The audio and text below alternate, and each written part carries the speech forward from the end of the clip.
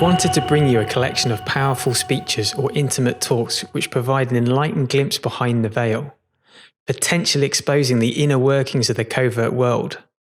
Our chosen orators are mainstream public figures ranging from members of parliament, admirals, generals, and even presidents, all unveiling a moment of rare candidness. Most have been ridiculed, ignored, in some cases paid with their lives. Covert state. The military-industrial complex, a phrase and entity that carries on to this day, shrouded in secrecy, hidden away in the many levels of security, potentially transnational, beyond mainstream politicians and even the President of the United States, with seemingly unlimited budgets and technology, allegedly hundreds of years in advance. President Dwight D. Eisenhower was one of the first and only presidents to warn of its power and influence. A former dying CIA agent even claimed Eisenhower attempted to invade Area 51 due to its suppressed knowledge concerning extraterrestrial life and technology. It was potentially during his tenure that mainstream governments lost control over this covert force.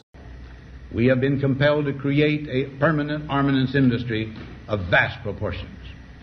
Added to this, 3.5 million men and women are directly engaged in the defense establishment. We annually spend on military security alone more than the net income of all United States corporations. Now, this conjunction of an immense military establishment and a large arms industry is new in the American experience. The total influence, economic, political, even spiritual, is felt in every city, every state house, every office of the federal government. We recognize the imperative need for this development, yet we must not fail to comprehend its grave implications. Our toil, resources, and livelihood are all involved. So is the very structure of our society. In the councils of government, we must guard against the acquisition of unwarranted influence, whether sought or unsought, by the military-industrial complex. The potential for the disastrous rise of misplaced power exists and will persist. We must never let the weight of this combination endanger our liberties or democratic processes. We should take nothing for granted. Only an alert and knowledgeable citizenry can compel the proper meshing of the huge industrial and military machinery of defense with our peaceful methods and goals, so that security and liberty may prosper together. Since the beginning, secret societies, elite networks, keepers of hidden knowledge have existed in the shadows. John F. Kennedy called the idea of secrecy repugnant. There remains much evidence of JFK's understanding of the deep state. It appears he was positioning himself and the US to take on and dismantle these secretive networks. Sadly, this may have cost him his life. I refer first to the need for far greater public information, and second, to the need for far greater official secrecy. The very word secrecy is repugnant in a free and open society, and we are, as a people, inherently and historically opposed to secret societies, to secret oaths, and to secret proceedings. We decided long ago that the dangers of excessive and unwarranted concealment of pertinent facts far outweighed the dangers which are cited to justify it. Even today, there is little value in opposing the threat of a closed society by imitating its arbitrary restrictions. Even today, there is little value in ensuring the survival of our nation if our traditions do not survive with it. And there is very grave danger that an announced need for increased security will be seized upon by those anxious to expand its meaning to the very limits of official censorship and concealment. That I do not intend to permit to the extent that it's in my control. And no official of my administration, whether his rank is high or low, civilian or military, should interpret my words here tonight as an excuse to censor the news, to stifle dissent, to cover up our mistakes. or to withhold from the press and the public the facts they deserve to know. Paul Hellyer is a regular on the truth community circuit, discussing 9/11, banking cartels, global warming, and even Roswell. Hellyer is a retired former Canadian Defence Minister.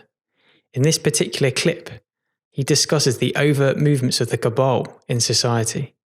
As early as October 1940, years before Germany surrendered to the Allied armies to vaporize Hitler's vision of empire, the Council on Foreign Relations, headquartered in Washington and New York, had its Committee on Economic and Financial Affairs write a memorandum outlining a comprehensive policy, and I'll quote, to set forth the political, military, territorial, and economic requirements of the United States in its potential leadership of the non-German world area, including the United Kingdom itself, as well as the Western Hemisphere, and I presume that includes us, and the Far East. The Grand Area, as the non-German bloc was called in 1941, apparently was insufficiently grand, and the preferred ideal was an all-inclusive one-world economy dominated by the United States. It was at this stage that there was a virtual merger of the Council and the U.S. State Department, which, in late 1941, created a special committee to consider positive planning, the Advisory Committee on Positive Foreign Policy, on which council members, that's the members of the Council on Foreign Relations, played important roles and set the stage for key decisions that would affect the post-war world. Well, these were the seeds of a new world order, and they have been working at it ever since. The mainstream's favourite bad man of the East, Russian President Vladimir Putin. Putin describes how he understands the bureaucracy of the US. He details how the US president is manipulated by men in dark suits to follow a predetermined agenda. Понимаете, я уже общался и с одним президентом США, и с другим, и с третьим. Президенты приходят и уходят, а политика не меняется. Знаете почему? Потому что очень сильна власть бюрократии. Вот человека избрали, он приходит с одними идеями, к нему приходят люди с кейсами, хорошо одетые и в темных, как у меня, костюмах, но только не с красным галстуком, а с черным или с темно-синим. И начинают объяснять, как нужно делать. И все сразу меняется, понимаете? Это происходит от одной администрации к другой. Вот что-то изменить – это достаточно сложное дело. Это, я говорю без всякой иронии. Это не потому, что кому-то не хочется, а потому, что это сложно. Вот Обама, он же продвинутый человек, очень человек либеральных взглядов. Правда? Демократ. Он же перед выборами своими обещал закрыть Гуантанамо. Сделал? Нет. А почему? Он что, не хотел? Очень хотел. Я уверен, что хотел. Но не получилось. Он искренне к этому стремился. Не получается. Не так все просто. Но это не самый главный вопрос, хотя это важно. Это трудно себе представить. Да? Люди в кандалах ходят там уже десятилетиями, без суда и следствия. Ну, представьте себе, Франция бы так сделала, или Россия. С потрохами бы сожрали уже давно.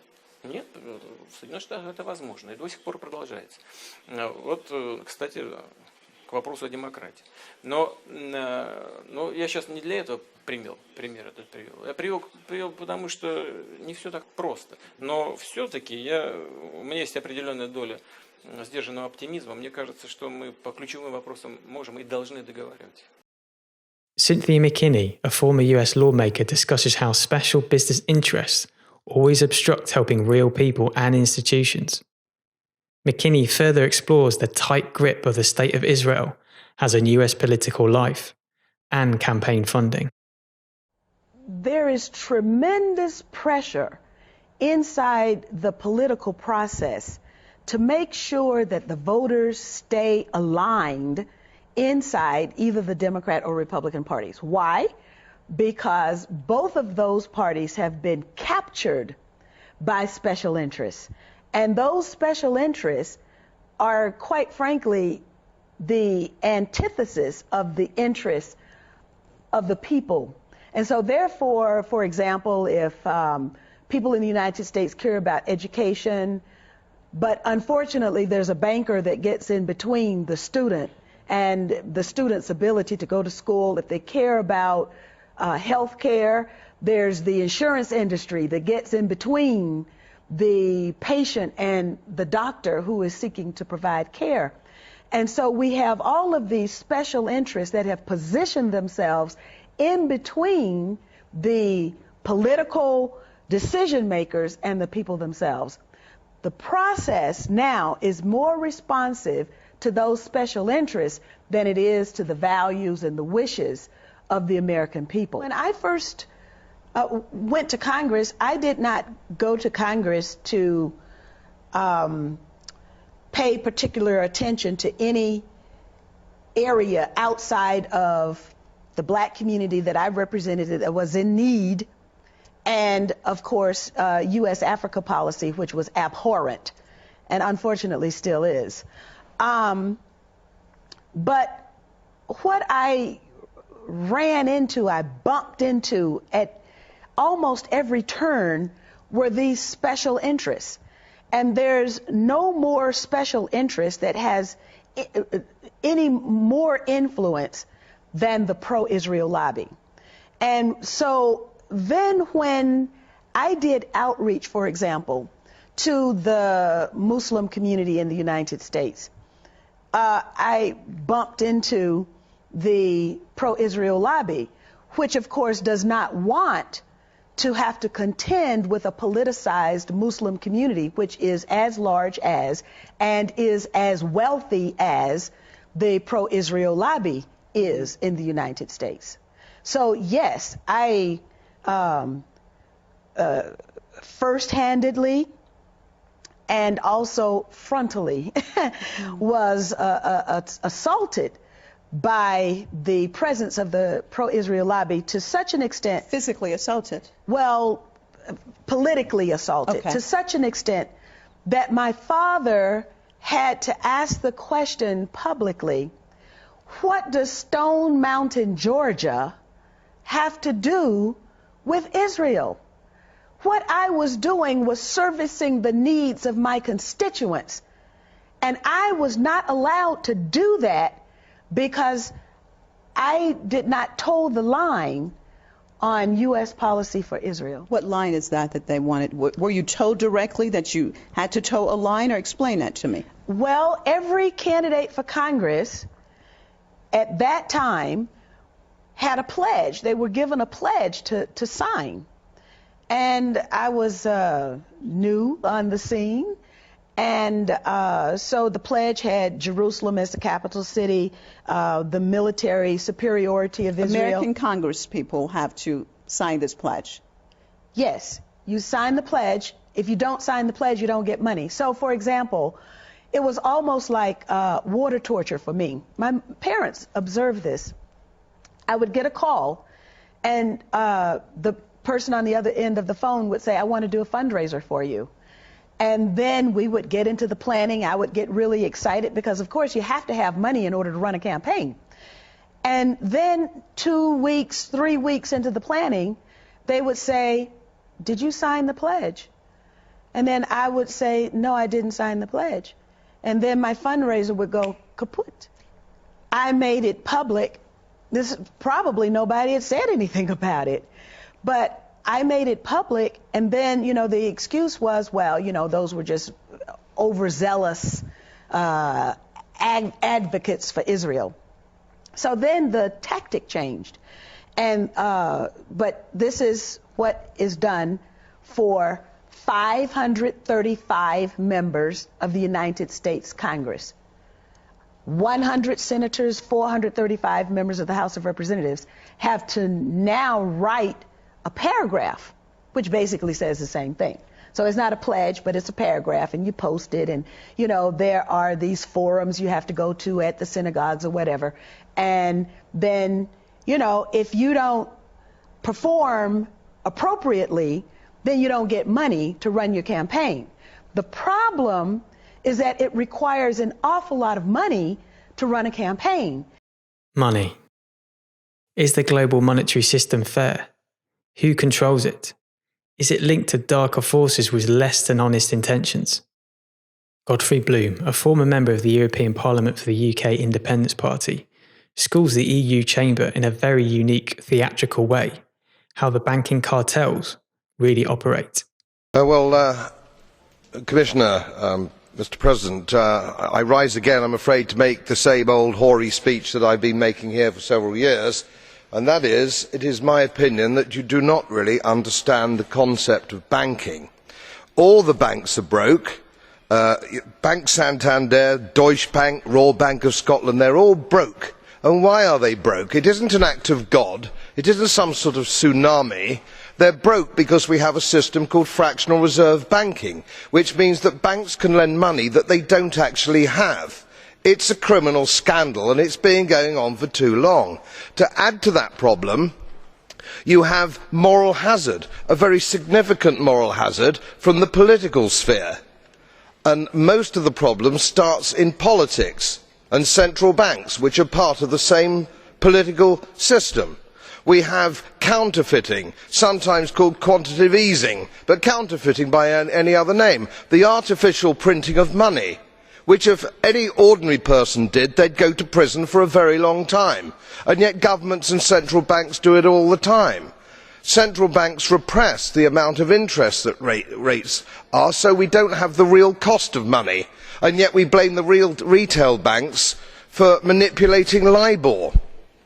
The sheer effrontery of this is quite astonishing. It's central banks that manipulate interest rates, Commissioner. And plus, underneath all this, we talk loosely, in a rather cavalier fashion, do we not, about deposit guarantees. So when banks go broke through their own incompetence and chicanery, the taxpayer picks up the tab. It's theft from the taxpayer. And until we start sending bankers, and I include central bankers and politicians, to prison for this outrage, it will continue. Michael Meacher, Member of Parliament for the United Kingdom, eventually rose to be Minister for the Environment under Tony Blair.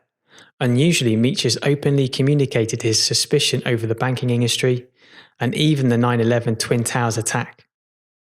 The following clip during a parliamentary session, deliberating money creation, Meacher outlines his view on the fraudulent financial system. It is unfortunate, as the Honourable Gentleman referred to, that it is so little understood by the public that money is created every time by the banks that they make loans. In effect, they have a virtual monopoly, something like 97% over domestic credit creation, and it is the banks, therefore, the banks, which determine how money is allocated across the economy. And that has led to the vast majority of money being channeled into property markets and into the financial sector. According to Bank of England figures for the decade to 2007, 31% of additional money created by bank lending went towards mortgage lending, 20% towards commercial property, and 32% to the financial sector, including mergers and acquisitions and trading and financial markets. Those are really extraordinary figures. Donald Rumsfeld, the former Secretary of Defense during the Bush years, admitted $2.3 trillion was missing from government accounts, lost in military transactions. Many have highlighted this as real proof of the well-funded existence of the military-industrial complex. Notably, this announcement occurred the day before 9/11 and was obviously lost from the news cycle the following day. The adversary is closer to home. It's the Pentagon bureaucracy, not the people, but the processes, not the civilians, but the systems, Not the men and women in uniform, but the uniformity of thought and action that we too often impose on them. In this building, despite the era of scarce resources, taxed by mounting threats, money disappears into duplicative duties, bloated bureaucracy, not because of greed, but gridlock. Innovation is stifled not by ill intent, but by institutional inertia. Just as we must transform America's military capability to meet changing threats, we must transform the way the department works. Our financial systems are decades old. According to some estimates, we cannot track $2.3 trillion in transactions. We cannot share information from floor to floor in this building because it's stored on dozens of different technological systems that are inaccessible or incompatible. We maintain 20 to 25% more base infrastructure than we need to support our forces. 9/11 and the Middle East. 9/11 was an important moment in history. To this day, it remains shrouded in controversy. The event itself and the US military's response shapes the West's modern-day policy to the Middle East even today. General Wesley Clark discusses the US's reaction to the Twin Towers attack and the aftermath and confusion over targeting Iraq. About 10 days after 9/11, I went through the Pentagon and I saw Secretary Rumsfeld and Deputy Secretary Wolfowitz. I went downstairs just to say hello to some of the people on the joint staff who used to work for me, and one of the generals called me and he said, "Sir, you got to come in and talk to me a second." I said, "Well, you're too busy." He said, No. He says, "We've made the decision. We're going to war with Iraq." This was on or about the 20th of September. I said, "We're going to war with Iraq. Why?" He said, "I don't know." He said, "I guess they don't know what else to do." So I said, "Well, did they find some information connecting Saddam to Al-Qaeda?" He said, No. He says, "There's nothing new that way. They've just made the decision to go to war with Iraq." He said, "I guess it's like we don't know what to do about terrorists, but we've got a good military and we can take down governments." And he said, "I guess if the only tool you have is a hammer, every problem has to look like a nail." So I came back to see him a few weeks later, and by that time we were bombing in Afghanistan. I said, "Are we still going to war with Iraq?" And he said, "Oh, it's worse than that." He said, he reached over on his desk, he picked up a piece of paper, and he said, I just got this down from upstairs, meaning the Secretary of Defense's office today, and he said, "This is a memo that describes how we're going to take out 7 countries in 5 years, starting with Iraq and then Syria, Lebanon, Libya, Somalia, Sudan, and finishing off Iran." The truth is about the Middle East is, had there been no oil there, it would be like Africa. Nobody is threatening to intervene in Africa. The problem is the opposite. We keep asking for people to intervene and stop it. And there's no question that the presence of petroleum throughout the region has sparked great power involvement. Whether that was the specific motivation for the coup or not, I can't tell you, but there's always been this attitude that somehow we could intervene and use force in the region. A familiar face, Michael Meacher, discusses his deep reservations towards the 9/11 investigation and the US government's explanation over the events that took place. It was a 580-page avoidance of any serious explanation. If you look at it, and of course I have, only the first chapter goes into looking at what actually happened at 9/11 and leading up to it. All the rest, which is far and away the great majority of the report, is not actually about 9/11 as such at all, but it is about the kind of alternative arrangements or preparations that America needs to make in future to avoid it happening again. And indeed, there is one statement it makes which I think sums up the whole report.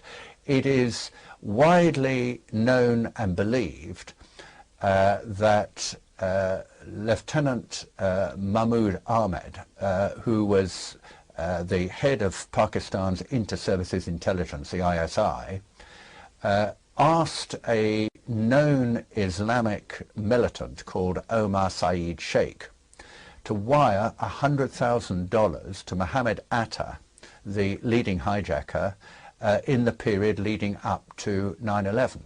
That has since been confirmed by the FBI. What the report, the official investigatory report, says is that the US has never been able to find the sources of financing for 9/11. And then they say this: that, after all, is a matter of no great importance. I find that astonishing. It is a matter of absolutely central importance. So there was a very great deal of evidence, and it seems to me extraordinary that the United States, with its stupendous military capabilities and the most technologically advanced country in the world, completely and totally failed to follow up these leads. I think that 9/11 provided the trigger to enable the US administration under George Bush to put in place a geopolitical strategy to seek American control. During Oliver Stone's documentary South of the Border, the former Argentinian president Nestor Kirchner discussed an interesting conversation he had with George Bush concerning reasons for going to war. Were there any eye-to-eye moments with President Bush that day, that night? Yo digo que no hay que ser, ni hay que arrodillarse ante el poder, ni se necesita ser maleducado para decirle las cosas que tienen a aquellos que han usufructuado y han sojuzgado a nuestras naciones. Se genera una discusión en Monterrey y yo digo que acá la solución para generar rápidamente, ¿qué es la solución que hay que hacer ahora? Dije a Bush, es un plan Marshall. Y se paró de la silla y se enojó. Me dijo, no, plan Marshall no, esa es una idea loca de los demócratas, me dice. Y que lo que hay que hacer acá y la mejor manera de dinamizar es, y Estados Unidos ha crecido en base a las guerras, me dijo. Así me lo dijo. Bueno, le digo, es un crecimiento. Dijo esas textuales palabras. Es decir que is he suggesting that South America go to war? Bueno, decía que Estados Unidos, nunca dijo de América del Sur. Que Estados Unidos, que era un error de los demócratas, que todo el crecimiento económico que había tenido Estados Unidos había sido en base a las distintas guerras que tuvo. Es decir, en la forma que a él le gustaba hablar fue clarito, ¿no es cierto? En eso no puedo dudar que fue clarito. Sabe que Bush es, el presidente Bush, todavía es... President Bush is... bueno, quedan 6 días, ¿no? Well, he's only got 6 more days to go in office, right? Yes. Thank God. UFOs. Lord Admiral Peter Hill-Norton, former chairman of the NATO military, discusses his thoughts over why UFO suppression continues. I have frequently been asked why a person of my background, a former chief of the defense staff, a former chairman of the NATO military committee, why I think there is a cover-up, or what the reasons may be for governments wishing to cover up the facts about UFOs. And a number of explanations have often been put forward, of which the most frequent and perhaps the most plausible is that the governments concerned, which are primarily that of the United States and that of my own country, believe that if they told the truth, which is that there are objects in our atmosphere which are technically miles in advance of anything that we can deploy, that we have no means of stopping them coming here, and that we have no defense against them should they be hostile, that, I believe, is because governments fear that if they did disclose those facts, people would panic. People would rush about, jam the switchboard like they did on that famous day in New York when there was a spoof, Martians have landed. People will go mad and they'll jump up and down. I don't believe that at all. I've said so in print. I've said it in a foreword I wrote to one of Timothy Good's books. I do not believe that people today, in the 21st century, are going to panic at that sort of information. After all, they have put up with the introduction of nuclear weapons, the destruction of 2 Japanese cities 50 years ago. They put up, not put up with, it's the wrong word, they take as a matter of course that we can land vehicles on Mars. They land to the precise instant forecast years before, vehicles on distant planets. Why should they panic? They're much more interested in this country in doing the pools or the lottery. They shrug their shoulders and take it as a matter of course. Anyway, they don't trust politicians, in my experience. So I believe that that is the most likely explanation. There are, of course, others, but I think I'll have to settle for that. What I'd like to say is that there is a serious possibility that we are being visited and have been visited for many years by people from outer space, from other civilizations. That it behoves us, in case some of these people in the future or now should turn hostile, to find out who they are, where they come from, and what they want. This should be the subject of rigorous scientific investigation and not the subject of rubbishing by tabloid newspapers. We hope this collection of talks and speeches provides you with a historical understanding of covert forces that shape our world for the elite few rather than the masses. On a positive note, it's heartening to see there are individuals out there uniquely standing above the crowd, speaking out, even at risk to their own reputation, career, or life.